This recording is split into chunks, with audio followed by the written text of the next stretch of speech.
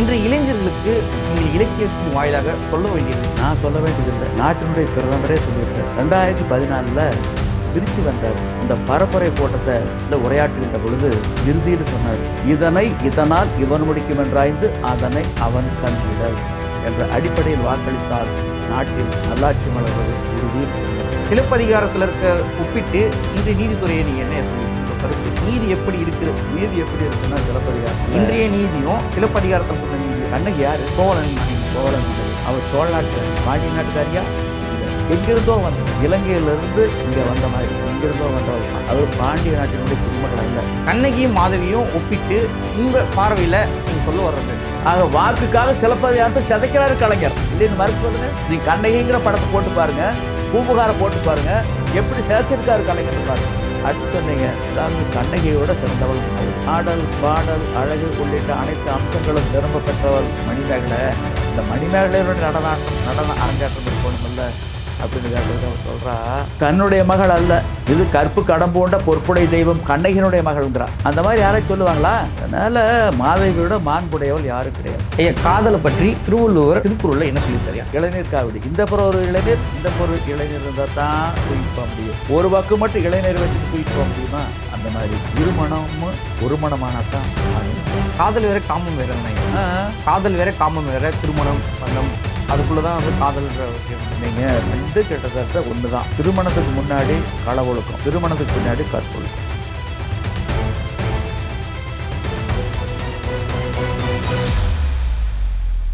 ஐயா வணக்கம். வணக்கம். நலமாக இருக்கீங்களா? நலமாக இருக்கின்றேன். விவசாயிகள் போராட்டம் மூலியமாகவே உங்களை அறிஞ்சிருக்கோம் நாங்கள் எல்லாமே காலம் முழுக்க. உங்களை பற்றி அறியாத ஒரு விஷயம் இந்த மக்களுக்கு தெரியறதுலேருந்து இந்த நிகழ்ச்சி வாயிலாக வந்திருப்போம். இலக்கியங்களை வித்தகர் என்று உங்களுக்கு ஒரு மறுபக்கம் இருக்குன்னு சொல்றாங்க. நீங்க எது பேசினாலும் எந்த கருத்தை சொன்னாலும் திருக்குறளை முன்னிலைப்படுத்தியும் இலக்கியங்களை முன்னிலைப்படுத்தி மட்டுமே நீங்க ஒப்பிட்டு பேசுறீங்க. அது விவசாயிகள் போராட்டமா இருந்தாலும் சரி, சமுதாயத்தில் நடக்க எந்த ஒரு போராட்டமா இருந்தாலும் சரி, நீங்க இலக்கியத்தை முன்னிலைப்படுத்தி. இன்றைய இளைஞர்களுக்கு நீங்கள் இலக்கியத்தின் வாயிலாக சொல்ல வேண்டியது? அதாவது நான் சொல்ல வேண்டியதில்லை, நாட்டினுடைய பிரதமரே சொல்லியிருக்கார். 2014 திருச்சி வந்தார். அந்த பரப்புரை கூட்டத்தில் உரையாற்றுகின்ற பொழுது இறுதியில் சொன்னார், இதனால் இவன் முடிக்கும் என்றாய்ந்து அதனை அவன் கண் விடல் என்ற அடிப்படையில் வாக்களித்தால் நாட்டில் நல்லாட்சி மலர்வது உறுதின்னு சொன்னார். அடுத்து செங்கோட்டையில் கொடியேற்றினார். அப்போ ஒரு குறள், நீரின்று அமையாது உலகெனின் யார் யாருக்கும் வானின்று அமையாது ஒழுக்குனார். தாய்லாந்தில் ஒரு குறள் சொன்னார், தாளாட்டி தந்த பொருளெல்லாம் தக்கார்க்கு வேளாண் சீர் பொருட்டுனார். கல்வியினுடைய மேம்பாட்டை பற்றி சொல்லும்போது தொட்டனைத்தூரும் மணற்கேணி மாந்தற்கு கற்றனைத்தூரும் அறிவுனார். இந்திய சீன எல்லையில் கொட்டும் பனியில் நடுகும் குளிரில் வீரர்கள் மத்தியில் ஒரு குறள் சொல்லி விளக்கமும் சொன்னார். மரம் மானம் மாண்ட வழிச்செலவு தேற்றம் என 4 ஏமம் படைக்கு. ஒரு படைக்கு உண்டான சிறப்பு அம்சங்கள் எவை என்றால், படையில் இருக்கக்கூடிய வீரர்கள் ஒவ்வொருவரும் வீரம் மிக்கவர்களாக இருக்கணும், முதல் அம்சம். 2வது அம்சம் மானம் உள்ளவங்களாக இருக்கணும். மயிர் நீப்பின் வாழா கவரிமானார் உயிர் நீப்பர் மானம்பரின். 3வது அம்சம் நன்னடத்தை, நல்ல ஒழுக்கம், நல்ல நாகரிகம், நல்ல பண்பாடு, இவற்றை கற்றவர்களாகவும் வாழ்வில் கடைப்பிடிப்பவர்களாகவும் வீரர்கள் இருக்க வேண்டும். இறுதியாக உறுதியாக சாராக பிழிவாக சாராம்சமாக நம்பிக்கை. இந்த போரில் கால் பதித்தால் வெற்றி உறுதி என்ற நம்பிக்கையில் தான் ஒவ்வொரு வீரனும் களத்தில் கால் பதிக்கணும். ஐயோ நாம் திரும்பியா வரப்போகிறோம் அப்படிங்கிற நேரத்தில் கால் பதிச்சிட்டா என்ன தான் ஆர்ம்ஸ் அம்யூனிஷன் வெப்பன் இருந்தாலும் அந்த படை வெல்லாதுன்னு விளக்கம் சொல்லி முடிக்கிறாரு. அடுத்து இந்த யோகாவை துவக்கி வச்சார் கொரோனா காலத்தில். அப்போ ஒரு குறள் சொன்னார், நோய் நாடி நோய் முதல் நாடி அது நிற்கும் வாய் நாடி வாய்ப்பை செயல்னார். இங்கே செஸ் போட்டி சென்னையில் துவக்கி வச்சு ஒரு குறள் சொன்னார், இருந்தோம்பி இல்வாழ்வதெல்லாம் விருந்தோம்பி வேளாண்மை செய்ய போட்டுனார். அடுத்து பார்த்திங்கன்னா இந்த ராமகிருஷ்ண பரமஹம்சர் 124வது ஆண்டு விழாவுக்கு வந்துட்டு ஒரு குறள் சொன்னார், புத்தேல் உலகத்தும் ஈண்டும் பெறலரிதே ஒப்பிறவன் நல்ல பிற. அடுத்து பார்த்திங்கன்னா இங்கே ஒரு பட்டமளிப்பு விழாவுக்கு வந்துட்டு ஒரு குறள் சொன்னார், தள்ளா விளைகளும் தக்காரும் தாழ்விழா செல்வரும் சேர்வது நாடுனார். இப்படி பல இடங்களில் சொல்லியிருக்காரு. சங்க இலக்கிய வரிகளை மேற்கோள் காட்டியிருக்காரு. பாரதியாருடைய பாடல்களை பல இடங்களில் சொல்லியிருக்காரு. அவருடைய தாய்மொழி என்ன? குஜராத்தி. ஆனால் அப்படி தாய்மொழி குஜராத்தி வச்சுக்கிட்டு இதை மனப்பாடம் பண்ணி சொல்கிறாருன்னா, இந்த குறளை தமிழ்நாட்டில் இருக்கக்கூடிய தலைவர்கள் அதாவது பொன்னாராக இருக்கட்டும், தமிழிசையாக இருக்கட்டும், முருகனாக இருக்கட்டும், அண்ணாமலையாக இருக்கட்டும், இல்லை பிறக்கூடிய நயினாராக இருக்கட்டும், யாராச்சும் சொல்லியிருக்காங்களா? சொல்லலை. இல்லை வேறு யாராச்சும் சொல்லியிருக்காங்களா? சொல்லுவோம். அப்புறம் தமிழ் எங்கே வாழும்? தமிழ் எப்படி வாழும், எங்கே வாழும்? அதே மாதிரி பார்த்திங்கன்னா பாரத பிரதமர் அவர் தான் நீண்ட நாள் பிரதமராக இருந்தவர் இந்திய வரலாற்றில். அதில் பார்த்திங்கன்னா அவருடைய தாயார் காலமாயிடுறாங்க. காலையில் போகிறாரு, அந்த இறந்த உடலை எடுத்து பாடையில் வச்சு அவரே தூக்கிட்டு வராரு. தூக்கிட்டு வந்து அனைவரும் பயன்படுத்தக்கூடிய அந்த அமரர் ஊர்தியில் கொண்டுட்டு போய் வச்சு பக்கத்தில் வந்து அதிலே பயணித்து அந்த சுடுகாட்டுக்கு போகிறாரு. அந்த உடலை வந்து அந்த கட்டை மேலே வச்சு இவரே சிதைக்கு தீ மூட்டுறாரு. தீ மூட்டிட்டு இறுதி காரியங்களையெல்லாம் முடிச்சுட்டு மாலையில் வந்தே பாரத் ரயில் துவக்கிறதுக்கு போயிடுறாரு. ஆக ஒரு நாள் கூட அவர் விடுமுறை எடுக்கலை. இதுதான் வள்ளுவர் சொல்கிறாரு, நாடரும் நாடி முறை செய்யா மன்னவன் நாடரும் நாடுகிடும். அன்றாடம் அரசு பணிகளை அன்றாடம் அவனுக்கு கவனிக்காவிட்டால் அன்றாடம் அந்த நாடு கெட்டுக்கொண்டே போகும். அதை உணர்ந்து தான் அவர் அந்த அளவுக்கு செயல்படுறாரு. இதை பற்றி யாராவது சொல்லியிருக்காங்களா? சொல்லலை. மிக முக்கியமான விஷயம் பார்த்தீங்கன்னா உங்ககிட்ட கேட்கணுன்றது, நீங்கள் சட்டம் படித்தவர், வழக்கறிஞராக இருந்தவர், வழக்கறிஞர் இருக்கீங்க. சட்டத்தில் இருக்கிறதும் சட்டத்தை படித்ததுனால இலக்கியங்களும் நீங்கள் நன்கு கற்றடைஞ்சிருக்கீங்க. இரண்டுக்கும் உள்ள வேறுபாடில் சிலப்பதிகாரம் வாயிலாக, சிலப்பதிகாரம் இன்று நீதித்துறையில், ஏன்னா இன்றைக்கு நீதித்துறை வந்து ரொம்ப பேச்சு பொருளாக இருக்குது ஒரு நாளும் நீதித்துறையில். இலக்கியங்களால் முக்கியமாக நீதித்துறையில் வந்து முன்னிலைப்படுத்துறது சிலப்பதிகாரம். சிலப்பதிகாரத்தில் இருக்க ஒப்பிட்டு இன்றைய நீதித்துறையை நீங்கள் என்ன சொல்வீங்க, உங்கள் கருத்து? சிலப்பதிகாரத்தில் பார்த்தீங்கன்னா நீதி எப்படி இருக்குது? நீதி எப்படி இருக்குன்னா சிலப்பதிகாரத்தில் இன்றைய நீதியும் சிலப்பதிகாரத்தில் சொன்ன நீதியும். கண்ணகி யார்? கோவலன் மனைவி. கோவலன் மனைவி. அவள் சோழ நாட்டுக்காரி, பாண்டிய நாட்டுக்காரியா? இல்லை, எங்கிருந்தோ வந்தவள். இலங்கையிலிருந்து இங்கே வந்த மாதிரி எங்கிருந்தோ வந்தவள் தான். அவர் பாண்டிய நாட்டினுடைய குடிமகள் அல்ல. வந்த இடத்துல ஒரு அநீதி, கணவன் கொலை செய்யப்படுற அநியாயமாக வெகுண்டல்றா. வாயிற்காவலனை பார்த்து கேட்குறான், வாயிலோயே வாயிலோயே அறிவுகரை போகிய பொறையர் நெஞ்சத்து இறைமுறை பிழைத்தோன் வாயிலோயே இணையறி சிலம்பொன்று ஏந்திய கையில் கணவனை இழந்தால் கடையகத்தாள் என்று அறிவிப்பாயே அறிவிப்பாயே. போகிறா, போய் மண்ணை முன்னாடி நிற்கிறா. தேரா மன்னா செப்புவதுடையேன், தன்னுடைய வரலாற்று பூரா சொல்கிறான். கல்வனை கோரல் கடுங்கோல் என்று அப்படின்னு அவன் சொல்கிறேன். அதுக்கு இவன் சொல்கிறா, என்னுடைய சிலம்பில் மாணிக்க மணிகள் இருக்குங்கிறான். அவன் சொல்கிறேன், என்னுடைய தேவியினுடைய சிலம்பில் முத்துக்கள் இருக்குது அப்படின்னு சொல்கிறேன். அந்த களவாடப்பட்டதாக கருதப்பட்ட சிலம்பு கொண்டு வரப்படுகின்றது. வாங்கி ஓங்கி நிலத்தில் அடிக்கிறா. ஒரு மணி அவனுடைய மன்னனுடைய மூக்கில் படுது, மாணிக்க மணி. அதை பார்த்தோன்னு அலறி போய் என்ன சொல்கிற, மண்பதை காக்கும் தென்புலக்காவல் என்பதற் பிழைத்ததுக்கு எடுக்கையின் ஆயில். அவன் இறந்துடுறான். அந்த மாதிரி யாரும் செய்கிறாங்களா இன்றைக்கி? யாரும் செய்யலையா? மணிகண்டு தாழ்ந்த குடையன் தளர்ந்த செங்கோலன் பொன்சை கொல்லன் தன்சொற் கேட்ட யானோ அரசன் யானே கல்வன் மண்பதை காக்கும் தென்புலக்காவல் என்பதற் பிழைத்ததுக்கு எடுக்கையின் ஆயில். கோப்பெருந்தேவி பார்த்துக்கிட்டு இருக்கிறா. கணவனை இழந்தோருக்கு காட்டுவது இல்லைன்று அவளும் இறந்துடுறா. இதை வந்து மலைவளம் காண வந்த சேரங்கிட்ட போய் சொல்கிறாங்க. இந்த மாதிரி கண்ணகி வந்து விண்ணகம் போயிட்டா, இந்த பாண்டியன் நாட்டில் நடந்ததெல்லாம் சொல்கிறாங்க. அது அமைதியாக அந்த சேரன் கேட்டு அவன் சொல்கிற, மலைவளம் கரப்பின் வான் பேரச்சம் பிழையுயரிதின் பெரும்பேரச்சம் குடிபுற உண்டும் கொடுங்கோலஞ்சி மண்பதை காக்கும் நன்குடி பிறத்தல் துன்பம் அல்லது தொழுதகவு இல். வான்மழை பொழியா போனால் வான்மழை குறைஞ்சிட்டா ஆட்சியில் இருக்கிறவனுக்கு ஆட்டம் வந்துடும், அச்சம் வந்துடும்.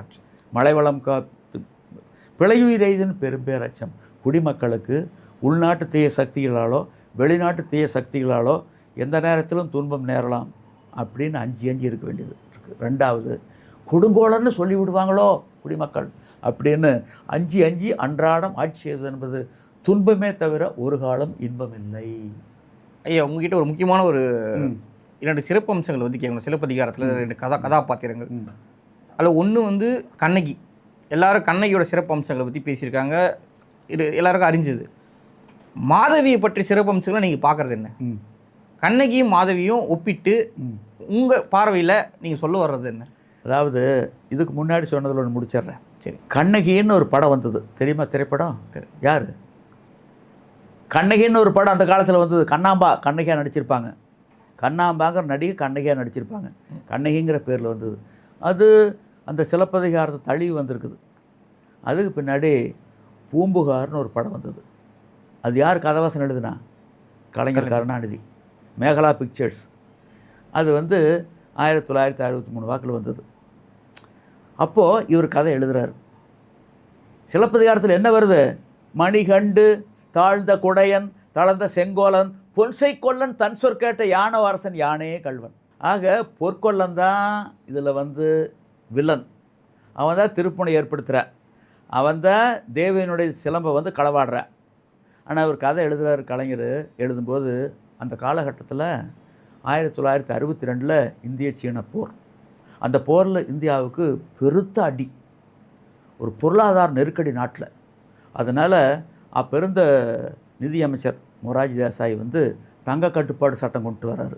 24 காரட்டை 14 காரட்டாக மாற்றுறாங்க. தொழிலாளர்கள்லாம் வேலைவாய்ப்பு இல்லாமல் வேலைவாய்ப்பு தெருவில்னு போராடிக்கிட்டாங்க இருக்காங்க. அந்த நேரத்தில் ஒரு கதை எழுதுகிறாரு. பொற்கொல்லன்னு சொன்னால் பொற்கொல்லனுடைய பொல்லாப்பூர் அவங்களுடைய வாக்குகளில் வராதுன்னு சொல்லி போட்டு அரண்மனை காவலன் களவாடுறதாக கதையை மாற்றுறாரு. ஆக வாக்குக்காக சிலப்பதிகாரத்தை சிதைக்கிறாரு கலைஞர். இல்லைன்னு மறுக்க சொல்லுங்கள். நீங்கள் கண்ணகிங்கிற படத்தை போட்டு பாருங்கள், பூம்புகாரை போட்டு பாருங்கள், எப்படி சிதைச்சிருக்காரு கலைஞர்னு பாருங்கள். அடுத்து சொன்னீங்க, அதாவது கண்ணகியோட சிறந்தவள் மாதவி. இப்படியா? எப்படின்னா, அதாவது ஒரு மடல் எழுதுவான். கோவலன் வந்து இரவில் வந்து கண்ணகி கூட்டிக்கிட்டு அந்த பூம்புகாரிலேருந்து புறப்பட்டு பாண்டி நாட்டுக்கு போவேன். அது கேள்விப்பட்ட உடனே ஒரு மடல் எழுதுவான்.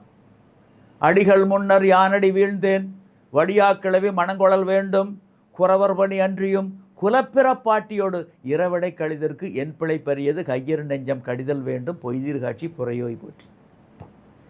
உங்களுடைய திருவடி எந்த திசையில் இருக்கின்றதோ அதை நோக்கி வணங்குகின்றேன். அடிகள் முன்னர் யானடி வீழ்ந்தேன், வடியா கிளவி மணங்கொழல் வேண்டும். நான் ஏதாவது அறியாமல் தவறு செய்திருந்தால் நீங்கள் மன்னித்தருள வேண்டும். குறவர் பணி அன்றியும், ஒவ்வொருத்தருடைய கடமை என்ன தெரியுமா? பெரியவங்களுக்கு பெற்றவங்களுக்கு கடைசி காலத்தில் பேணி பாதுகாக்கிறது தான் தலையாய கடமை. அந்த கடமையெல்லாம் விட்டுட்டு குலப்பிற பாட்டியோடு உங்களுடைய இல்ல கிளத்தியோடு இரவு நேரத்தில் பூம்புகாரை விட்டு சென்றதற்கு என்ன காரணம் என்று தெரியாமல் என்னுடைய மனது சஞ்சலம் கொள்கின்றது. எப்படிப்பட்ட மடல் பாருங்கள். அதை வாங்கி படித்து போட்டு அவன் சொல்கிற, அது அவன் கோவலன் சொல்கிற, அது அவளுடைய குற்றமல்ல என்னுடைய குற்றங்கிற. அதே மாதிரி பார்த்தீங்கன்னா, அடுத்து மணிமேகலையில் பூம்புகாரில் அந்த மாதவியனுடைய நடன அரங்கேற்றம் இருக்கும். அது எல்லோரும் எதிர்பார்ப்பாங்க. அந்த ஆண்டு இல்லை. உடனே தன்னுடைய தாய் சித்ராபதி தன்னுடைய தோழி வயந்தமலையை தூது விடுறான். ஏம்மா, நம்ம கணிகர் குளத்தில் பிறந்தவங்க, அட நீ தான் ஆடா போனாலும் உன்னுடைய மகள் இருக்கா, ஆடல் பாடல் அழகு உள்ளிட்ட அனைத்து அம்சங்களும் நிரம்ப பெற்றவள் மணிமேகலை. அந்த மணிமேகலையினுடைய நடன அரங்கேற்றம் இருக்கணுமல்ல அப்படின்னு கேட்டதுக்கு அவள் சொல்கிறா, தன்னுடைய மகள் அல்ல, இது கற்பு கடம்பூண்ட பொற்புடை தெய்வம் கண்ணகியினுடைய மகள்ங்கிறா. அந்த மாதிரி யாராச்சும் சொல்லுவாங்களா? சொல்ல முடியாது. அதனால் மாதவியோட மாண்புடையவள் யாரும் கிடையாது. மணிமேகலை காவியத்தில் அரசரை வந்து முன்னிலைப்படுத்துவாங்க. அந்த அரசனோட சிறப்பம்சங்களை தவறு செய்ததாக சில பிம்பங்களை வந்து இலக்கியங்களில் விவாத பொருளாகும். அந்த அரசன் செய்தது எப்படி? அதாவது என்ன செய்தார்? மணிமேகலை நல்ல பேரழகி. அவர் பௌத்த மத துறவியாயிடுறான். அந்த துறவியின் பின்னாடி அந்த இளவரசன் உதயகுமாரை போயிட்டுருக்கிறேன். ஒரு நாள் வந்து பார்த்தீங்கன்னா, ஒரு மலர் பறிக்கிறதுக்கு ஓவனத்துக்கு போகிறான். அப்போ தேரேறி வர்றேன் உதயகுமார். தேர் சத்தத்தை கேட்ட உடனே பளிங்கரையில் போய் தாள் போட்டுக்கிறான். கண்ணாடி அறை தாள் போட்டிருக்கிறான். வெளியிருந்தால் அவள் உருவு தெரியுது. சுதமதிக்கிட்ட சொல்கிறேன், சித்திர கைவினை திசிரும் திரிந்தன எத்திரத்தாள்னு நிலங்கொடி. ஐயோ, வெளியிருந்து பார்க்கும்போதே இப்படி அழகான உருவம் இருக்குது, கிட்ட போய் தொட்டு பார்த்தா எப்படி இருக்கும் அப்படிங்கிற. அதுக்கு அவள் சொல்கிறான், மனித உடலை பற்றி சொல்கிறா. வினைவின் வந்தது வினைக்குவளை வாயது புனைவன நீங்கிட்டு புலால் புறத்திடுவது மூப்பு விழி உடையது தீப்பிணி இருக்கை பற்றின் பற்றிடம் குற்றக்கொள்களும் குற்றடங்கரவு இப்படி சொல்கிறான். வினைவின் வந்தது, போன பிறவியில் செஞ்ச தவறுனால பிறந்திருக்கிற, இனிமேல் பிறக்கக்கூடிய பிறவிகளுக்கும் இந்த பிறவியில் நீ செய்யக்கூடிய நன்மை தீமைகளை பொறுத்த பிறவி இருக்கும், முதுமை இறப்பு இதெல்லாம் சொல்கிறான். இத்தனை கேட்டு அவன் சொல்கிறேன், சிறையும் உண்டோ செழும்புணல் மிக்குள்ளி நிறையும் உண்டோ காமம் கால் கொளின். கர்நாடகாவில் பெருமழை பொழிஞ்சு அங்கே இருக்கக்கூடிய அணைகளெல்லாம் நிரம்பி மேட்டூர் நிரம்பி ஆற்றுல வெள்ளம் வரும்போது பெருவெள்ளம் வரும்போது நான் மண்வெட்டியும் கூடையும் எடுத்துக்கொண்டு போய் அந்த ஆற்று நீரை தடுத்து நிறுத்துவேன்னு போனால் எவ்வளோ முட்டாள்தனம். அந்த மாதிரி காம வெள்ளை கரபுரண்டு ஓடுது, என்னால் ஒன்றும் முடியாதுன்றேன், போயிடுறேன். அதுக்கு பின்னாடி பார்த்தீங்கன்னா காய சண்டிகை வடிவில் இருக்கிறான். காய சண்டிகை வடிவில் இருக்கிற மணிமேகலைன்னு தெரிஞ்சு மணிமேகலை பின்னாடி போகிறான். அது காய சண்டையினுடைய கனவும் பார்த்துட்றேன். என் மனைவி பின்னாடி இவன் போகிறான்னு இலவசம் வெட்டிடுறேன். தட்டை கரெக்டாக வெட்டி நல்ல வெட்டு செத்து போயிடுறேன். அப்புறம் மணிமேகலை திரும்பி பார்க்குறா, ரத்த வெள்ளத்தில் கிடக்குற. உடனே அவள் வந்து மடிமேலை வச்சுக்கிட்டு அழ ஆரம்பிச்சிடுறான். ஐயா, காதலை பற்றி திருவள்ளுவர் திருக்குறளில் என்ன சொல்லியிருக்காருயா? நிறைய சொல்லியிருக்காரு, 1 2 இல்லை. அதாவது ஒரு தலையான் இன்னாது காமம் காப்போல இருதலையானும் எரிது. இப்போ காவடி தூக்கிட்டு போவாங்க, இளநீர் காவடி. இந்த புறம் ஒரு இளநீர், இந்த புறம் இளநீர் இருந்தால் தான் தூக்கிட்டு போக முடியும். ஒரு பக்கம் மட்டும் இளநீர் வச்சுக்கிட்டு தூக்கிட்டு போக முடியுமா? அந்த மாதிரி இருமணமும் ஒரு மணமானால் தான் காதல் நல்லாயிருக்கும். அது இல்லாத இருந்ததுன்னா அப்புறம் ஒரு தலை காமம், இட் இஸ் அன் அஃபென்ஸ், அது ஒரு குற்றம். அடுத்து பார்த்திங்கன்னா மறைப்பேன்மன் காமத்தை யானோ குறிப்பின்றி தும்மல் போல் தோற்றிவிடுங்கிறது. நானும் காமத்தை மறைக்கலாம்னு எவ்வளவோ முயற்சி பண்ணுறேன், தும்மல் எப்படி என்ன அறியாமல் வந்துடுதோ அந்த மாதிரி காம உணர்வு வந்துடுதுங்கிறாரு. அதாவது அடுத்து சொல்லும்போது இன்னொரு சொல்கிறாரு, காமங்கிறது ஒரு கரையில்லாத கடல் போன்றது. பகல்லையும் நீச்சல் அடிக்கிற, இரவுலேயும் நீச்சல் அடிக்கிற. காம கடுமுடல் நீந்தி கரை காணேன் யாமத்தும் யானே உளன். காமம் என ஒன்றோ கண்ணின்று என்னஞ்சை யாமத்தும் ஆளும் தொழில். உலகத்திலேயே காமத்துக்கு தான் கண்ணு கிடையாது, ஆழ நடு யாமத்திலே உயிர் எடுக்குதுங்கிறாரு. அவ்வளவு ஆளுமை மிக்கது. பெரிய பெரிய பேரரசுகளில் வீழ்ந்தது அதில் தான். ஆக காமங்கிறது ஆளுமை கொண்ட ஒன்று. ஆனால் அதே நேரத்தில் தவறான பாதையில் தவறான வழிக்கு போகக்கூடாது. அது சொல்கிறாரு, நல்லா சொல்கிறாரு. பொருள் பெண்டிர் பொய்மை முயக்கம் இருட்டு அறையில் ஏதிர்ப்பினம் தழியேற்றுங்கிறார். பொருளுக்காக, பணத்துக்காக, காசுக்காக முந்தானை விரிக்கின்றாள் அல்லவா விலைமகள். அப்படிப்பட்ட விலைமகளோடு உறவாடக்கூடிய அந்த பொய்யான உறவானது, புணர்ச்சியானது எப்படிப்பட்டது என்றால், இருட்டான அறையில் முன்பின் அறியாத இறந்த உடலுடன் புணர்வதும் ஒன்று, அவளுடன் உடலுறவு கொள்வதும் ஒன்று. இதோட யாராச்சும் சொல்ல முடியுமா? காமமும் காதல், காமத்து பால்ன்ற ஒரு, அது காமத்து பால்னா காதல், அது சேர்ந்தது தான். அறம் பொருள் இன்பம். காதல் வேற காமம் வேற தானே ஐயா? காதல் வேற காமம் வேற, திருமணம் பந்தம் அதுக்குள்ளே தான் வந்து காதல்ன்ற விஷயம் வந்து. நீங்கள் 2 கிட்டத்தட்ட ஒன்று தான். நீங்கள் எப்படின்னா, நீங்கள் வந்து எப்படின்னா, திருமணத்துக்கு முன்னாடி கள ஒழுக்கம், திருமணத்துக்கு பின்னாடி கற்பொழுக்கம். அதுதான் அந்த மாதிரி தான். திருமணத்துக்கு முன்னாடி அதை வந்து காமம்னு சொல்லலாம், திருமணத்துக்கு பின்னாடி அது காதல்னு சொல்லலாம். அதாவது ஒரு ஒரு ஒரு தோழி வந்து அந்த தலைவனும் தலைவி சந்திச்சுக்கிட்டு இருக்காங்க. அப்போது தோழியின் தலைவனுடைய தோழி தலைவனை பார்த்து சொல்கிறா, என்ன சொல்கிறான்னு பாருங்கள். அண்ணாந்து ஏந்திய வளரிள வனமுளை தளரினும் பொன்னேர் மேனி மணியின் நன்னடும் கூந்தல் நரைப்பினும் பூத்தல் ஓம்பதி சொல்கிற ஒரு பாடல். அதாவது இப்போ இருக்கக்கூடிய அந்த தலைவியினுடைய கொங்கையானது அண்ணாந்து ஏந்திக்கிட்டு இருக்குது. இது தளர்ந்து பை மாதிரி தொங்குனாலும் நீண்ட நெடிய கரிய கூந்தல் நரைத்து சிறிதாகி போய் முடிந்தாலும் நீங்கள் இருவரும் இணைபிரியாமல் இருக்க வேண்டும். தோழி வந்து தலைவனுக்கு அறிவுரை சொல்கிறான். அண்ணாந்து ஏந்திய வளரிள வனமுளை தளரினும் பொன்னேர் மேனி மணியின் தாழ்ந்த நன்னனும் கூந்தல் நரைப்பினும் நீத்தல் ஓம்புமதி பூக்கள் ஊற. நன்றி ஐயா, உங்களோட கருத்துக்களை வந்து இலக்கியம் வாயிலாக எங்களுக்கு பதிவு. நன்றி நன்றி நன்றி.